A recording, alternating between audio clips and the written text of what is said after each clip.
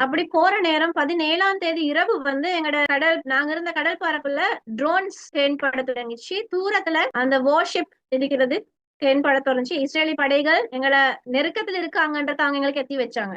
அதுக்கப்புறம் 17ஆம் தேதி இரவு முழுக்க நாங்க யாரும் தூங்கல. ப்ரிப்பேர்டா தான் இருந்தோம். இன்டர்செப்ட் நடந்துச்சுன்னு சொன்னா அதுக்கு ரெடியாவே தான் இருந்தோம். 17ஆம் தேதி இன்டர்செப்ஷன் நடக்கல. பட் மத்த நாத்து ஒரு 18 மார்னிங் 10:30 11 வரையிலும் எந்த பிரச்சனையும் இருக்கு. அதுக்கப்புறம் ஒரு 12:30 ஆறு எங்களோட டிவைசஸ் எல்லாத்தையும் இன்டர்செப்ட் பண்ணிட்டாங்க. டிவைஸ் எல்லாம் ஜாம் ஆயிடுச்சு, இன்டர்நெட் கட் ஆயிடுச்சு, எங்களோட விஹெச்எஃப் லைன்ஸ் ஒர்க் பண்ணல. அப்ப தெரிஞ்சுக்கணும், ரைட், ஓகே, நெருக்கத்துல தான் இருக்காங்க, இன்டர்செப்ட் பண்ண போறாங்க.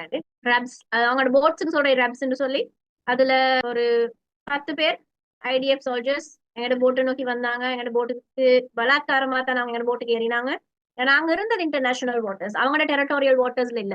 இன்டர்நேஷனல் மெரீன் டைம் லோன் நீங்க பாத்தீங்கன்னு சொன்னா அவங்களுக்கு எந்த அதிகாரமும் இல்ல ஃபாரின் பிளாக் வெசல போர்ட் பண்றதுக்கு. மக்களுக்கு கொண்டு வந்த எய்ட்ஸ், அதாவது அவங்களுக்கு கொண்டு வந்த உணவு, அவங்களுக்கு கொண்டு வந்த மெடிசின்ஸ், குழந்தைகளுக்கு கொண்டு வந்த பால், அந்த அவங்களுக்கு தேவையான டைப்பர்ஸ், அதெல்லாம் அந்த போட்ல நடுக்கடல்ல அப்படியே போட்டையும் விட்டுட்டு தான் அவங்க எங்களைய அப்டாப்ட் பண்ணி எடுத்துட்டு போனாங்க. அந்த இடத்துல இருந்து எடுத்துட்டு போய் அவங்களோட வார்ஷிப்ல தான் எங்களை 3 நாள் வச்சிருந்தாங்க.